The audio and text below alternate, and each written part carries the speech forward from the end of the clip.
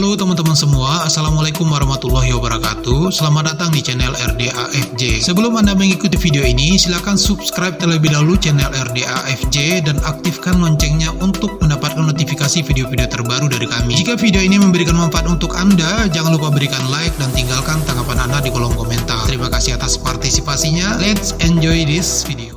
Oke teman-teman, di video kali ini kita akan lanjutkan studi kasus kita mengenai sistem informasi pengolahan data nilai mahasiswa, yang dimana pada video sebelumnya kita sudah masuk ke dalam CRUD form input data nilai.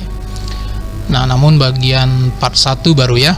Nah, di part 1 semalam kita bahasnya adalah mengenai pencarian data melalui form nilai ini ke masing-masing form pencarian yang sudah kita rancang sebelumnya, dan itu sudah sukses. Kemudian juga kita sudah bahas tentang proses ya. Jadi saya berasumsi teman-teman sudah mengerti dan paham sampai di part 1 tersebut. Nah, untuk teman-teman yang belum mengerjakan part-part sebelumnya mulai dari database sampai dengan part 1 semalam yang untuk form input data nilai, silahkan dikerjakan terlebih dahulu supaya pada saat teman-teman masuk ke dalam bagian ini, part kedua, teman-teman tidak bingung ya. Baik, kita akan lanjutkan untuk CRUD form input data nilai part 2. Nah, di part 2 ini kita akan aktifkan tombol-tombol yang ada pada form ini ya. Kemudian kita juga bisa mencari datanya dan kita tampilkan datanya juga di sini. Selanjutnya, sebelum kita masuk ke codingnya untuk membuat CRUD tersebut, kita akan perbesar dulu formnya supaya nanti ketika jalan programnya formnya enak kita lihat ya. Jadi silakan teman-teman klik dulu formnya dan kemudian teman-teman cari di sini Windows State. Oke, nah ini Windows State ganti menjadi Maximize, sehingga pada saat kita jalankan programnya formnya akan besar gitu ya. Nah, jadi enak kita melihatnya. Baik, kita akan lanjutkan untuk membuat CRUD form input data nilai. Ini part kedua. Kita masuk ke dalam view code. Silakan teman-teman masuk ke view code. Untuk hal pertama yang teman-teman buat di sini adalah posisi list. Nah, sebagaimana teman-teman yang sudah teman-teman ketahui bahwa posisi list ini adalah untuk membuat nama-nama kolom-kolom yang ada pada list view-nya. Untuk di list view-nya maksudnya ya. Oke. Nah, di sini jauh berbeda dengan form-form sebelumnya. Kalau di form nilai ini kita akan masukkan beberapa data dari masing-masing tabel yang ada pada database ya. Tidak hanya dari tabel nilai saja. Contohnya seperti ini. Untuk ID nilai tahun akademik itu memang berada pada tabel nilai termasuk semester ya. Nah, di sini kita lihat ada NIM dan nama mahasiswa. Nah, ini pastinya sudah berada, datanya ini sebetulnya ada di tabel mahasiswa. Kemudian ini NIDN nama dosen, ini berada di tabel dosen. KDMTK nama mata kuliah, SKS itu berada pada tabel mata kuliah. Untuk nilai akhir, nilai huruf, bobot, jumlah keterangan itu berada pada tabel nilai. Nah, semua itu kita gabungkan di dalam satu form ini ya. Setelah teman-teman buat kode program ini, lanjut kita ke isi list. Nah, untuk pengertiannya sudah disampaikan pada part-part sebelumnya bahwa isi list ini adalah untuk menampilkan data dari database, tepatnya dari tabel nilai, tabel ini ya. Kita ngambilnya tuh dari query ya. Query, bukan query, relasi, dari relasi ya. Namanya adalah query nilai ya. Nah, itu kita buat namanya. Dan datanya dari sana kita ambil, kemudian kita tampilkan dia pada list view yang ada pada form nilai. Nah, oke. Silakan teman-teman cek di sini, namanya adalah relasi nilai. Kemudian kita urutkan berdasarkan NIM mahasiswa ya, atau nomor induk mahasiswa maksud saya. Oke. Nah, silakan di sini juga kita mulai dari 0 sampai dengan 22 ya. Ada 22. Tapi kalau teman-teman perhatikan di sini angkanya tidak pasti ya berurutan. Maksud saya nggak pasti harus 1 2 3 sampai 22 gitu, tidak. Coba perhatikan di sini ada 1 2 3, di sini 4. Kemudian dari 4 langsung 11, 12, 15. Nah, gitu ya. Jadi acak gitu ya teman-teman, tapi tetap berurutan ya dari kecil sampai ke besar. Nah, ini perlu teman-teman pahami bahwa kita mengambil datanya itu dari relasi nilai ya, relasi nilai yang sudah dibuat. Nah, mungkin teman-teman namanya query nilai ya. Nah, coba kita perhatikan, itu kita samakan, cocokkan dengan posisi list dan di formnya. gini ya. Contoh misalnya gini, kalau untuk ID memang tidak ada di sini, dia tersembunyi nih teman-teman. Kenapa? Karena untuk dinilai ini kita buat dia primary key di ID nilai, tapi sebetulnya tidak perlu kita munculkan di form. Nah, sekarang kita mulai ke tahun akademik, semester, NIM. Tahun akademik semester dulu ya. Tahun akademik semester dia harus ada di sini semuanya teman-teman ya. Tahun akademik ada, semester ada, urutkan ya. Tahun akademik ada, semester ada di sini. Kita cek di sini tahun akademik semester ya. Tahun akademik semester. Kita ke query nilainya ya. Query nilai. Nah, ini dia tahun akademik semester. Next berikutnya coba perhatikan lagi di sini ada ID nilai itu pada database berada pada urutan ke-0 ya. Kemudian tahun akademik semester berada pada urutan 1 2. Nah, di sini masih normal ya. 0 1 2. Kemudian ketiga adalah NIM. NIM itu berada pada 0 1 2. 0 1 2 3 ya. Berarti urutannya adalah ke 3. Nah, sampai sini betul ya. Nama juga kita kalau kita perhatikan di sini 4 ya. 4. Nah, ini sudah oke 4. Nah, di sini kok langsung 11 ya. Kenapa kok langsung 11? Karena kita langsung mengambil NIDN. Kita langsung mengambil NIDN. Jadi kayak misalkan tanggal lahir, alamat, telepon mahasiswa, usianya itu kita tidak ambil ya. Jadi langsung meloncat ke 11. Nah, seperti ini. Jadi untuk ini dia, ini nama gini, ya. Di apa? Di relasinya tetap semua ada ya, tapi kita langsung loncat ke NIDN. Jadi urutannya ke 11. Kita hitung 0 1 2 3 4 5 6 7 8 9 10 11. Nah, gitu ya. Jadi kenapa 11 langsung loncat ke 11? Itu alasannya karena kita langsung mengambil ke NIDN. Jadi posisi list dan isi list ini teman-teman dasarnya adalah dari sini ya. Dasarnya dari sini. Nah, NIM, nama, tahun akademik dulu. Tahun akademik, semester, NIM, nama, kemudian NIDN. Nah, itu dia. Jadi kita patokannya ke sini. Ketika ada data di sini, kita langsung klik, langsung muncul di sini semua. Oke. Nah, itu masalah urutan. Silakan teman-teman pahami. Coba teman-teman pahami di kolom-kolom ini kenapa dia loncat nomornya. Nah, next kemudian kita bahas proses nilai sudah ya. Proses nilai sudah. Nah, ini untuk form cari sudah ya, cari mahasiswa, cari dosen, kode mata kuliah sudah, kemudian proses nilai juga sudah. Next kemudian kita masuk ke save ya. Oke, kita masuk ke save dulu. Save dulu ya. Jadi silakan teman-teman sambil mengetik kode programnya, saya jelaskan di sini ya.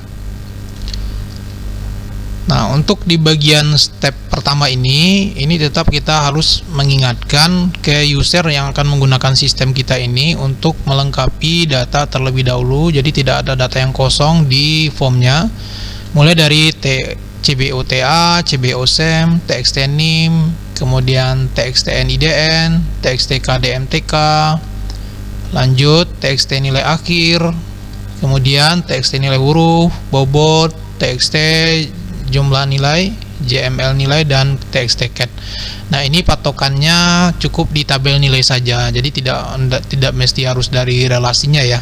Cukup di tabel nilai. Oke. Jadi kita berikan message lengkapi data terlebih dahulu. Nah, kemudian kita lanjut ke kondisi kedua. Ini kondisi pertama ya. Kondisi kedua ini kita panggil dulu koneksi ke database. Nah, mungkin agak sedikit berbeda dengan form sebelumnya karena di sini ada kondisi yang mengharuskan pemanggilan koneksi tersebut, teman-teman. Ya. Oke, kita mulai dari sini. Jadi kita masuk ke dalam form tabel nilai. Tabel nilai ya. Tabel nilai karena kan kita akan menyimpan datanya di tabel nilai ya. Jadi patokan kita adalah ke tabel nilai. Kemudian kita cek dulu apakah data yang kita inputkan pada form yang ini pada saat kita menginputkan di sini, kita panggil datanya. Apakah data tersebut sama dengan NIM yang sudah ada di database di tabel nilai? Kemudian, apakah data KDMTK apakah sama dengan data yang ada di tabel nilai? Nah, kalau data ini sama-sama ada di database-nya, di tabel nilai, maka kita berikan dulu message teman-teman bahwa NIM dan kode mata kuliah ini sudah ada. Jadi maksudnya adalah di sini NIM dan kode mata kuliah ini yang kita inputkan pada formnya ada di sini sama, maka tidak bisa disimpan lagi ya. Maka kita berikan dia message NIM dan kode MTK ini sudah ada. Kenapa? Karena enggak efektif program kita kalau misalkan NIM satu mahasiswa mata kuliahnya sama gitu kan di dalam semester yang sama. Nah, jadi kita berikan dia batasan gitu teman-teman. Nah, dasar batasannya itu adalah NIM dan kode mata kuliah. Next, berikutnya, kalau memang sudah tidak sama, kita langsung masukkan data-data tersebut ke tabel nilai. Kita panggil dulu ya. Kita panggil dulu ininya, koneksinya. Kemudian kita masukkan data tersebut ke dalam tabel nilai. Mulai dari TA, SEM, NIM. Nah, ini mungkin sedikit berbeda ya teman-teman dengan step sebelumnya. Kita tentukan dulu nama dari atribut-atribut pada tabel nilai. Nah, ini dia. Kita ke nilai. Oh sorry, tadi saya membuka query nilai ya. Yang saya jelaskan tadi itu sebetulnya di sini ya, NIM dan kode mata kuliah yang ini. Oke. Nah, di sini dan teman-teman, coba kita cek. Nah, ini dia TA, SEM, NIM, NIDN, KDMTK, ID nilai, TA, SEM. Oh, ID nilai tidak masuk ya. Kenapa? Karena ada auto increment teman-teman. Jadi kalau kita buat atribut yang auto increment itu tidak perlu kita masukkan dia ke dalam kode program. Jadi mulai dari TA, SEM, NIM, NIDN, KDMTK. Nah, di sini teman-teman cek ya, tulisannya harus sama dengan yang ada di sini. Maksudnya yang ini yang harus sama dengan di database tadi ya. Kemudian, nah baru kita masukkan data yang ada pada formnya. Bukan data, atributnya ya. Atributnya kita ketikkan di sini. Nah, cocokkan dia teman-teman ya. TA itu adalah CBO TA, SEM itu adalah CBO SEM, NIM adalah TXT NIM, nah gitu ya. Jadi sampai dengan terakhir adalah bobot, keterangan ya, sampai keterangan. Oke, silakan dipahami dan diketik juga kode programnya. Oke, saya geser dulu ke sini. NIDN, TXT, KDMTK, nilai akhir, nilai huruf, bobot, JML nilai, dan TXT cat. Oke, nah sekarang kita ke bawah. Jadi kalau sudah selesai kita bisa menyimpan, tidak ada masalah, maka kita berikan message data berhasil disimpan.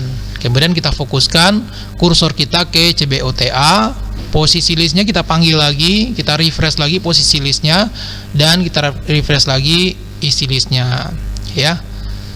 Oke, nah kemudian di sini kita hapus beberapa data pada atributnya. Jadi tidak semuanya kita hapus ya. Kenapa tidak semuanya kita hapus? Kan kita cukup tinggal panggil bersih aja kalau pengen dihapus semua ya. Nah, alasannya adalah kalau kita ingin menginputkan data secara berulang di mahasiswa yang sama, jadi kita tidak perlu repot-repot mencari mahasiswa yang sama itu lagi gitu ya. Cukup kita menghapus data-data yang bukan mahasiswanya gitu. Contoh, satu mahasiswa dia mengambil mata kuliah yang berbeda ya. Kemudian dosennya mungkin berbeda juga. Nah, nilainya juga pasti berbeda ya, maksudnya nggak mungkin sama gitu kan. Mungkin sama, mungkin juga tidak. Nah, jadi di bagian-bagian ini atau di atribut-atribut ini saja yang kita hapus pada saat kita menyimpan, kecuali kalau tidak ada lagi ya mau kita simpan, baru kita klik refresh saja untuk menghapus data semua yang ada pada atribut di formnya. Nah, itu alasannya dan itu penjelasannya. Oke, nah selanjutnya selesaikan dulu kode programnya ya, sambil mengetiknya saya jelaskan. Nah, ini dia teman-teman koneksi ke database. Nah, sebelumnya sudah dicoba ya mengerjakannya, koneksi ke database ya. Itu hubungannya adalah kemarin itu untuk pencarian data. Nah, sekarang karena teman-teman sudah membuat posisi list, function posisi list. Teman-teman panggil posisi list tersebut dan isi list yang sudah dikerjakan di atas tadi ya. Next, kemudian berikutnya di sini ada ambil data dari list view. Nah, ini posisinya ada pada list view 1 ya. Silakan di double klik. Kemudian ambil data dari list view. Tapi barangkali buat teman-teman masih error ya. Kenapa? Karena functionnya belum dibuat. Jadi silakan dibuat dulu functionnya. Manakah functionnya? Oke, saya cari dulu ya, biar teman-teman bisa membuatnya. Ambil, nah ini dia teman-teman. Silakan dibuat functionnya. Ambil data dari list view ya. Nah, untuk penjelasannya sebetulnya ini gampang untuk memahaminya ya. ID nilai dia berada pada posisi 0. Jadi nanti kan muncul datanya di sini ID nilai, tahun akademik, semester, NIM, nama mahasiswa gitu ya. Jadi nanti si ID nilai ini mengambil data dari list view-nya pada posisi 0. Kemudian CBOTA akan menerima data nanti dari urutan ke-1 di list view-nya. Kemudian semester urutan kedua, text and name urutan ketiga, nama mahasiswa urutan keempat, dan seterusnya ya. Nah, untuk urutan ini, urutan untuk mengambil data dari list view ini beda dengan urutan isi list tadi. Jadi kita tidak bisa samakan ya. Ini beda. Ini hubungannya adalah dengan database-nya. Kalau ini pengambilan data untuk masing-masing atribut ini cukup hanya hubungannya dengan list view-nya saja urutannya. Tidak ada hubungannya dengan database ya. Silakan dipanggil tadi di mana? Di list view satunya ya. Oke. Nah, kemudian selanjutnya teman-teman buat function bersihkan data. Nah, function bersihkan data ini itu semua atribut yang ada pada form kita bersihkan tanpa ada sisa, tanpa ada data lagi ya, tanpa ada datanya gitu. Nah, jadi kita buat semuanya. Termasuk mungkin di sini ada pencarian ya. Nah, ini juga bisa kita bersihkan. Jadi kalau ada data di sini kita hapus saja. TXT cari data. Oke. Di sini bisa kita tambah di bawahnya karena di sini belum ada ya. Di sini belum ada, saya tambahkan di bawahnya txt cari data yang ini ya.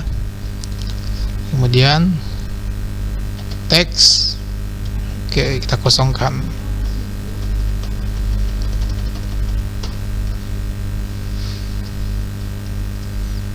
Oke ya, mulai dari TA, SEM, NIM, nama mahasiswa, NIDN, nama dosen, KDMTK, nama MTK, SKS, nilai akhir, nilai huruf, bobot, JML nilai, CAT, dan cari data. Nah, semuanya datanya akan bersih semuanya ya. Oke, nah selanjutnya pada button refresh, teman-teman panggillah function bersihkan data. Oke, kemudian untuk excite cukup kita buat saja me.close. Oke. Nah, selanjutnya kita masuk ke btn edit. Di btn edit ini untuk penjelasannya, untuk kondisi pertama sama ya dengan save tadi, kita harus pastikan bahwa datanya tidak ada yang kosong pada form ya. Patokannya adalah di nilai ya, di tabel nilai. CBOTA-nya jangan ada yang kosong, SEM, kemudian NIDN, NIM, NIDN, KDMTK, dan seterusnya ya. Nah, untuk atribut ini teman-teman cek saja yang di database apa saja kira-kira yang dibutuhkan di tabel nilai yang berhubungan, maksud saya yang berhubungan dengan tabel nilai ya. TA, SEM, NIM, NIDN, tapi bukan yang ini kita ketik namanya ya. Kita ketiknya adalah yang di TXT-nya ya. Nah, kenapa saya sampaikan ini? Mungkin teman-teman bingung, kok nggak semuanya gitu ya. Nah, kalau pengen semuanya juga nggak masalah, silakan gitu ya, tidak ada masalah. Oke, nah selanjutnya ini statement pertama. Nah, ini statement yang kondisi berikutnya ya. Jadi kalau misalkan datanya sudah lengkap, kita panggil, baru bisa kita melakukan update ya. Yang diupdate bukan di query-nya, tapi yang diupdate adalah di TBL nilainya ya. Mulai dari TA, SEM yang ini ya, TA, SEM, NIM sampai dengan keterangan ya. TA, SEM, NIM, NIDN, KDMTK, NA, NH, BBT, JML, keterangan. Nah, berdasarkan apa kita akan melakukan update? Berdasarkan ID nilai pada variabel ID nilai. Nah, variabel ID nilai ini yang mana? Variabel ID nilai ini kita deklarasikan di paling atas di sini. Silakan ke atas. Nah, ini dia. Kenapa harus paling di atas? Karena supaya bisa dikenali oleh banyak event di bawahnya. Karena ID nilai ini juga akan digunakan oleh banyak event ya. Nah, tidak hanya sekedar dikenali saja, tapi memang banyak digunakan. Contohnya untuk ambil data dari list view tadi ya. Nah, ambil data dari list view, ini kan nggak pakai teks di belakangnya. Kenapa? Karena yang kita gunakan adalah variabelnya. Nah, di formnya sendiri tidak ada ID nilai di sini. Ya, jadi kita bermain di belakang gitu ya, bukan di formnya. Nah, kemudian kenapa bisa diedit berdasarkan ID nilai? Karena ID nilai tadi sudah masuk dia ke dalam variabel ID nilai yang kita ambil dari list view-nya. Oke. Nah, di list view-nya kenapa muncul ID nilai gitu ya? Karena dari database. Nah, gitu. Nah, ini dia posisinya 0 tadi ya. Oke, nah itu kira-kira logikanya seperti itu. Kenapa ID nilai itu bisa bereaksi dia gitu ya. Nah, mulanya adalah kita tampilkan dulu dia dari list view, kemudian kita tarik dia, atau kita ambil data dari list view-nya, kemudian kita munculkan dia ke atributnya, kemudian baru kita bisa melakukan pengeditan berdasarkan ID nilai yang sudah ada pada formnya.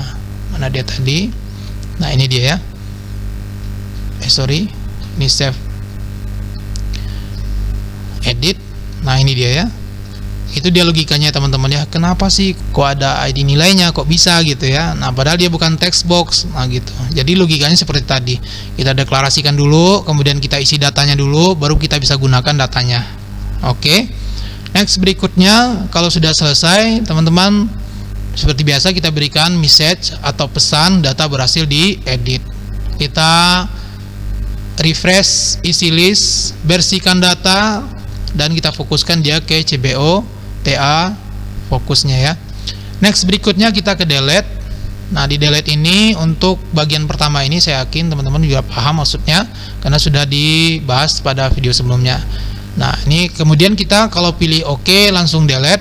Yang di delete adalah di form tabel TBL nilai ya, berdasarkan ID nilai yang ada pada tabel nilai tersebut sama dengan ID nilai pada variabelnya yang sudah ada datanya gitu ya. Nah, oke. Nah, kemudian kalau misalnya berhasil, kita berikan message data berhasil di delete atau data berhasil dihapus. Untuk memahaminya sebetulnya gampang ya. Kalau Anda tidak fokus, mungkin kesulitan untuk memahaminya. Khususnya di variabel tadi, variabel nilai tadi. Variabel ID nilai maksud saya. Kenapa? Karena ID nilai ini kita tidak munculkan dia pada formnya. Dia hanya muncul di list view saja. Di sini dia tidak muncul. Kemudian dia juga bekerja di database saja. Nah, ini dia ya. Oke. Kemudian untuk relasi yang ini itu digunakan untuk kemana saja gitu ya. Nah, itu juga penting teman-teman pahami. Digunakan hanya untuk memasukkan data ke dalam list view ya, memasukkan data ke dalam list view-nya. Nah, ini teman-teman. Jadi data yang ada dalam list view ini itu data dari relasi ya, relasi yang sudah kita buatkan di dalam database-nya, dan tujuannya adalah untuk memberikan informasi secara lengkap, data-data yang secara lengkap gitu ya, tidak hanya khusus nilai saja, tidak hanya menampilkan NIM, tidak hanya menampilkan NIDN saja, tidak hanya menampilkan hanya kode mata kuliah saja. Nah, tetapi juga bisa data lain, misalnya nama mahasiswa gitu ya, nama dosen, nama mata kuliah, SKS gitu ya. Nah, itu dia teman-teman. Terus kemudian jangan monoton juga kayak gini. Jadi apa yang teman-teman pahami itu juga teman-teman yang teman-teman kerjakan. Kalau teman-teman punya inisiatif untuk menambah atributnya, silahkan. Misalnya teman-teman tambahkan di sini tempat lahirnya, tanggal lahirnya juga silahkan. Kemudian dosen juga kalau ada alamatnya, teleponnya pengen ditampilkan ya silahkan, tak masalah. Tinggal memanggil datanya dari list view-nya saja ya, dari sini. Lengkapi kode programnya ya, untuk isi list dan posisi listnya itu dilengkapi. Dan urutannya juga harus dipahami ya, urutan dari atributnya. Oke, jadi itu saya rasa pembahasannya pada part 2 ini. Mudah-mudahan teman-teman bisa memahaminya. Nah, untuk pembahasan selanjutnya mungkin kita bisa akan bahas nanti ke laporan ya. Ke laporan. Nah, kalau misalkan ada yang kurang-kurang nanti di form nilai ini bisa kita perbaiki atau revisi di part selanjutnya. Terima kasih sudah mengikuti video ini. Saya berharap teman-teman dapat memahaminya. Wassalamualaikum warahmatullahi wabarakatuh.